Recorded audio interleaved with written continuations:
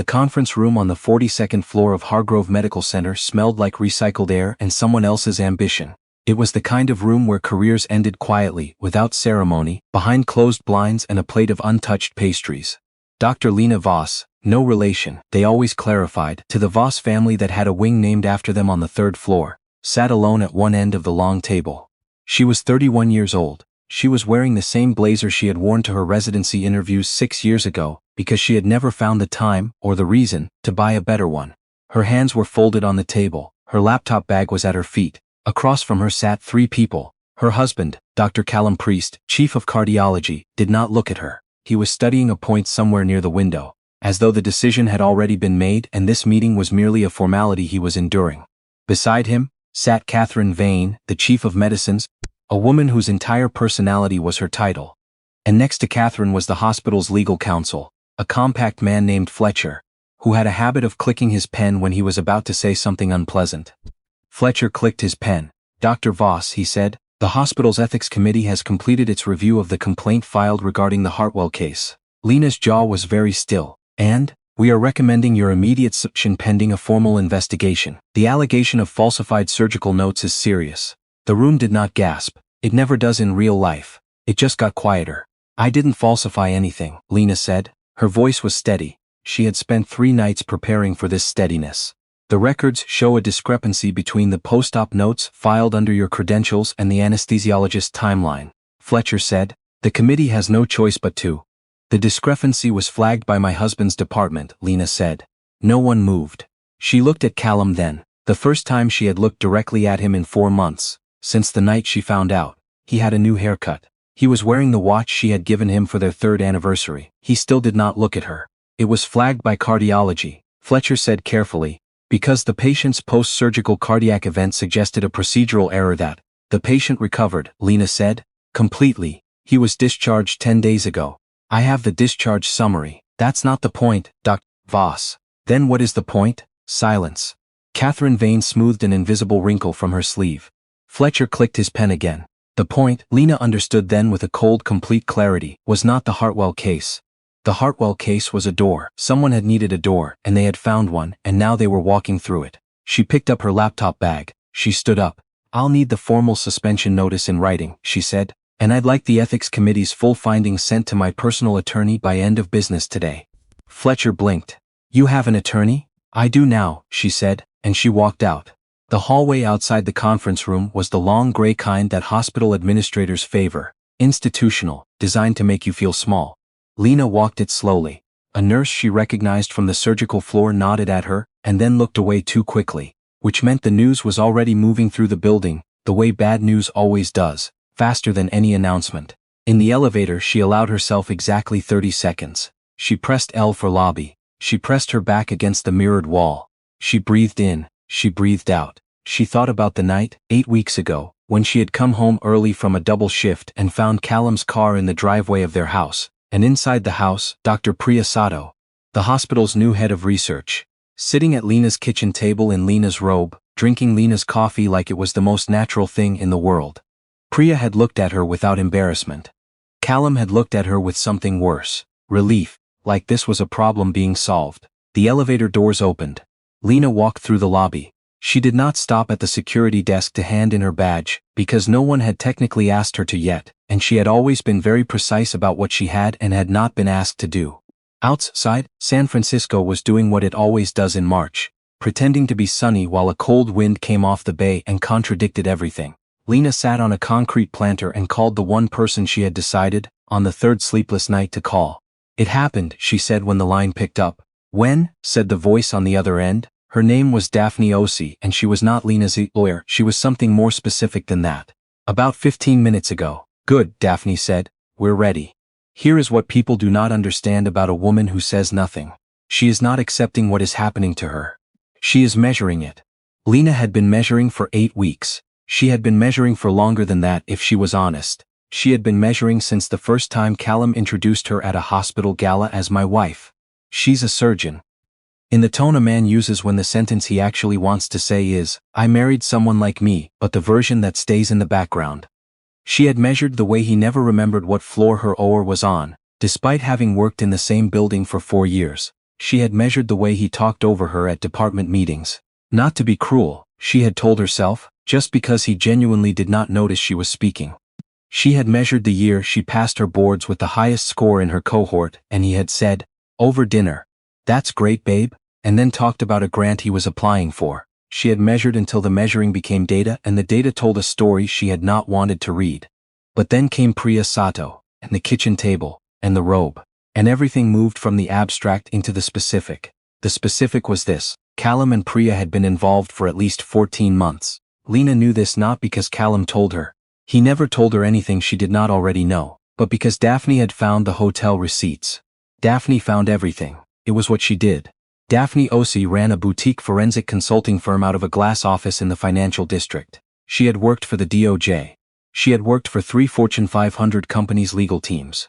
She now worked for herself, which meant she worked for the people who knew enough to find her. Lena had found her the way you find good doctors and good lawyers and good anything in this country, through someone who owed someone a favor. The referral had come from a woman named Margaret, who was 72 years old and had been the chief of pediatric surgery at UCSF for 20 years before she retired. Margaret had called Lena at 10 o'clock on a Tuesday night, which was how Lena knew it was serious, because Margaret did not call people, she summoned them, and said, "I heard what they're doing to you. I know someone, don't make any moves until you've talked to her."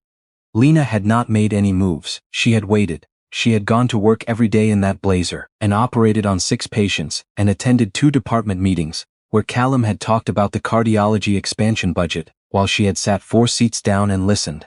She had waited and measured and kept her hands very still, and now it was time. The formal suspension paperwork arrived at Lena's personal attorney, a woman named Gloria Tran, fierce, 63, 4'11", who had once made a federal judge apologize to her in open court. At 4:47 p.m., Gloria called Lena at 4:49. "They made 3 mistakes," Gloria said by way of greeting. "Want to hear them?" "All 3, Lena said. "First, they cited a procedural discrepancy but did not follow the hospital's own peer review protocol before issuing the suspension. That's a violation of your employment contract. Second, the complaint was filed by a member of your husband's department, which creates a conflict of interest that should have triggered an automatic recusal of any administrator with knowledge of your marital situation, which includes Catherine Vane, who attended your wedding. She gave a toast," Lena said. "Even better," Gloria said. "Third, and this is the ones I like most, the patient, Mr. Hartwell, has already submitted a written statement to his own attorney stating that he has no complaint against you and that his care was exemplary. They moved on a case where the patient didn't even want them to." Lena was quiet for a moment. Outside her apartment window, the bay was going silver in the late afternoon light. "What do we do?" she asked. "We don't defend," Gloria said. "Defending is for people who are reacting. We go forward." The next morning, Lena walked back into Hargrove Medical Center. Not through the main entrance, through the physician's entrance on the side, because she still had her badge and no one had formally asked for it. She took the stairs to the 4th floor. She walked to the office of Dr. Raymond Cho, the president of the medical staff. Raymond Cho had been chief of staff at 3 hospitals. He was 70 years old, Korean-American, and had a reputation for being the most boring man at any dinner party and the most interesting man in any crisis. He had also known Lena's mentor, Dr. Margaret, for 40 years. He looked up when she appeared in his doorway. "I wondered when you'd come," he said. "I need 10 minutes, she said. "I'll give you 15, he said, and closed the door. What Lena put on his desk in the next 15 minutes was not an argument. It was a file. The file contained the timeline discrepancy in the Hartwell complaint, cross-referenced against the anesthesiologist's own documented notes, which actually supported Lena's record, not contradicted it. The file contained the protocol violations Gloria had identified. It contained a printout of the hospital's own conflict of interest policy, with 3 sections highlighted. And at the back of the file, behind a plain white tab, it contained something else entirely. "What's this?" Raymond Cho asked, turning to the last section. "Financial records," Lena said. "Specifically, the grant funding that was redirected from the hospital's Surgical Innovation Fund last year. I was listed as co-investigator on that grant. The fund disbursement was rerouted to a research account under Dr. Sato's department." She paused, "without my knowledge or signature." Raymond Cho set down the file. He looked at her over his glasses. "Are you telling me," he said slowly, "that your husband's department flagged a false ethics complaint against you, and separately, research funds bearing your name were redirected to a department that your husband's colleague runs?" "I'm not telling you anything," Lena said. "The documents are telling you." I'm just here to make sure they reach the right person. The silence in the office was a particular kind of silence.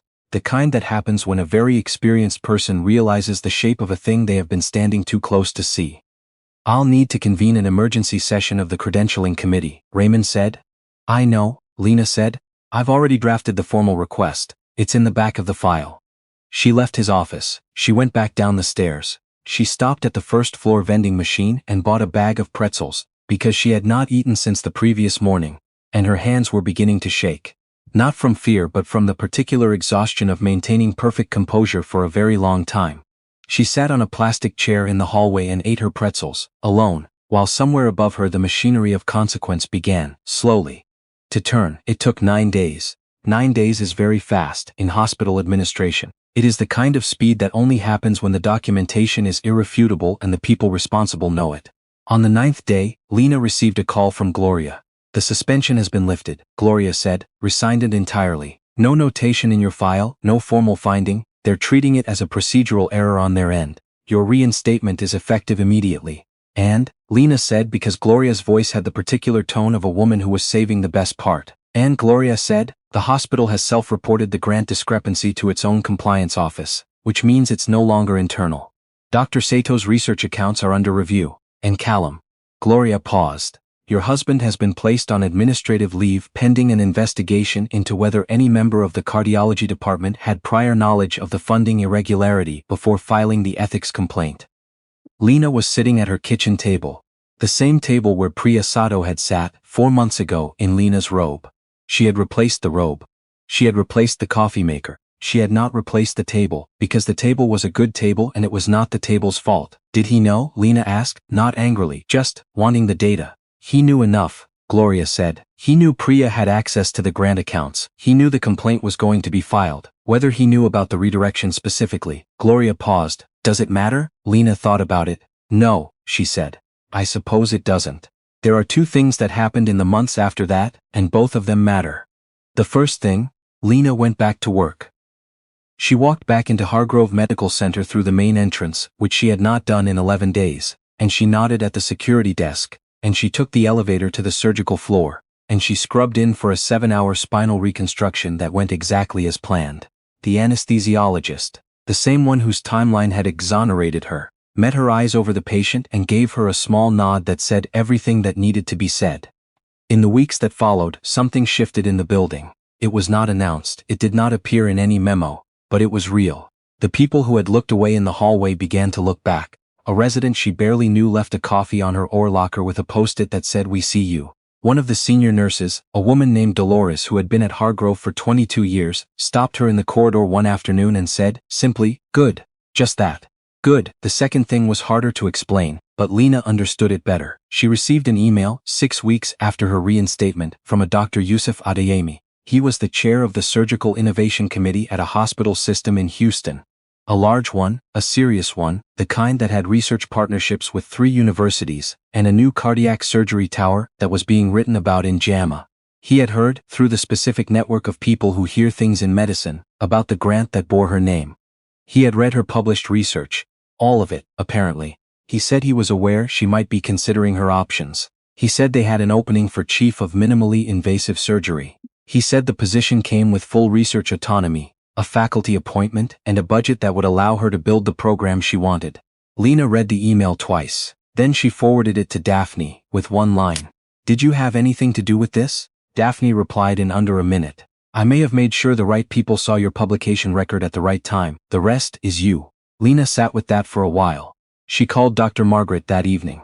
Margaret picked up on the second ring, which meant she had been expecting the call. "Houston," Lena said. "Good city," Margaret said. "Good program. Yusuf is serious people. I built things here," Lena said, and she meant it, not as a complaint, but as a fact. She had built things here. She had trained residents here. She had stayed late on the 6th floor when other people went home, not because she had to, but because the work was the work and she had chosen it. "You'll build better things there," Margaret said, "and, this time, they'll be yours. Just yours. No one else's name on the account."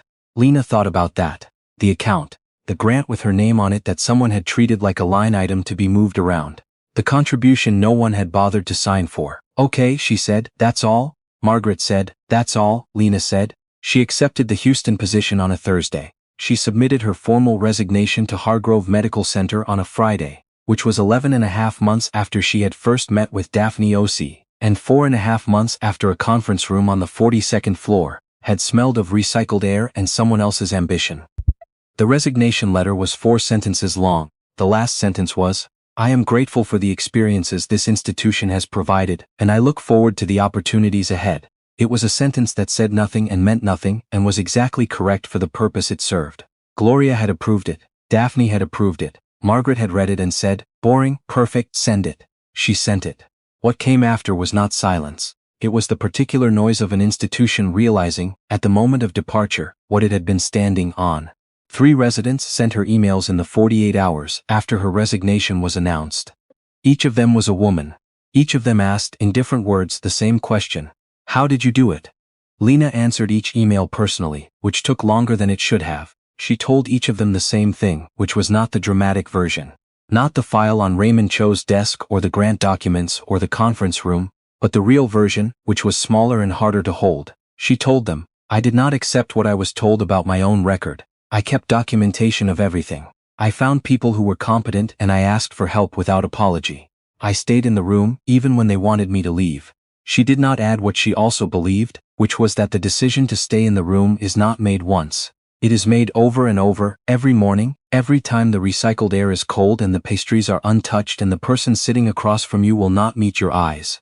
Every single time. She drove out of San Francisco on a Saturday morning, 2 weeks later. The car was packed with what mattered. Her instruments, her reference books, a photo of herself and Margaret taken at Margaret's retirement party. Both of them laughing at something off camera, that Lena could no longer remember, but the feeling of which she could still exactly locate. The rest of her things she had shipped. The apartment lease had been transferred to a second-year resident, who had been very grateful and very overwhelmed and very young. It was foggy, the way San Francisco is foggy in ways that look beautiful from the outside and make you understand nothing until you have lived inside them for years. Callum was not there. He had moved out 6 weeks earlier into an apartment that, Lena knew from paperwork she had no interest in but had to process anyway, was in the same building as Dr. Priya Sato. The compliance investigation into the research accounts was ongoing. His administrative leave was ongoing. These were facts that existed in the world, alongside other facts, and Lena had decided they did not require her further attention. She had said what she needed to say to him, once, in the neutral setting of Gloria's office, with both their attorneys present. It was short. She had looked at him, at the watch on his wrist, at the new haircut, at the particular way his jaw was set when he was trying to look unbothered. And she had said, "I supported this marriage for 6 years. I supported your career. I reduced my hours in the OR twice because you said it was affecting us, and I did that, Callum. I did that, and the whole time you were looking for a reason to make this my fault." He had started to say something. She had held up her hand. "I'm not asking you to agree," she said. "I know you don't see it that way. I just needed to say it once, out loud, in front of witnesses. I'm done now," and she was. The drive to Houston took 2 days. She stopped in Bakersfield the first night at a motel that was clean and unremarkable and had a vending machine with the same pretzels she had eaten in the hospital corridor 9 months ago, which she took as either a good sign or a coincidence, and decided it didn't much matter which. On the second afternoon, crossing into Texas on I-10 with the sky going enormous and flat on all sides, her phone rang through the car speakers. It was Daphne. "I thought you'd want to know," Daphne said. "The compliance office filed its preliminary report today. The grant irregularities are being referred to the state medical board, for Callum? For Sato, primarily. But Callum's name is in the report. His attorney is already in talks." Lena watched the highway unspool ahead of her. The sky was that particular Texas blue that looks like it was made for a wider kind of life. "Thank you," she said. "Lena," Daphne said, "can I ask you something?" "Sure. When we first spoke, when this all started, you didn't come to me angry. Most people come to me angry. You came to me with a spreadsheet." Lena thought about it. "I was angry," she said. "I just knew angry wasn't the tool I needed." There was a pause on the line. "I've worked with a lot of people in bad situations," Daphne said. "You're one of the only ones who understood that the point wasn't to hurt him. The point was to survive him." Lena drove for a few seconds without answering. "The point," she said finally, "was to be here, on the other side, doing the work." She arrived in Houston on a Tuesday evening. The city was warm, already warm in a way that surprised her even though she had known it would be.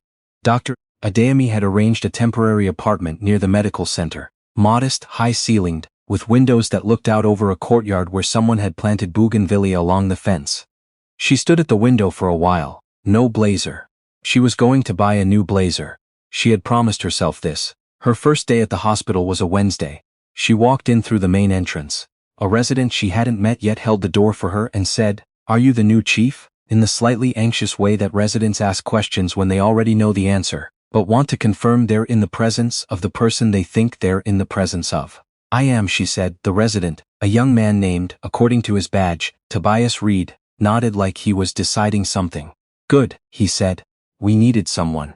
It was what Dolores had said. Good, just that. Lena found it was still the right word. 3 months later, the first research proposal she submitted under the new program received funding from the NIH. It was a study on minimally invasive techniques for spinal repair in trauma patients. The exact work she had been trying to get off the ground at Hargrove for 2 years. Before the budget was under review. Before the conversations went nowhere. Before the account with her name on it was treated as unclaimed luggage. The approval email arrived on a Thursday afternoon, while she was eating lunch at her desk, a habit she was trying to break but hadn't yet. She read it twice, the same way she had read Adeyemi's email, carefully, for the thing underneath the words. The thing underneath was, "This one is yours." She called Margaret. "It went through," she said. "Of course it did," Margaret said. "You're supposed to congratulate me." "You don't need congratulating," Margaret said. "You need to go back to work." Lena laughed, a real laugh, the kind that had been rare and was becoming less so. "Okay," she said. "That's all?" Margaret said. "That's all," Lena said, and meant it entirely.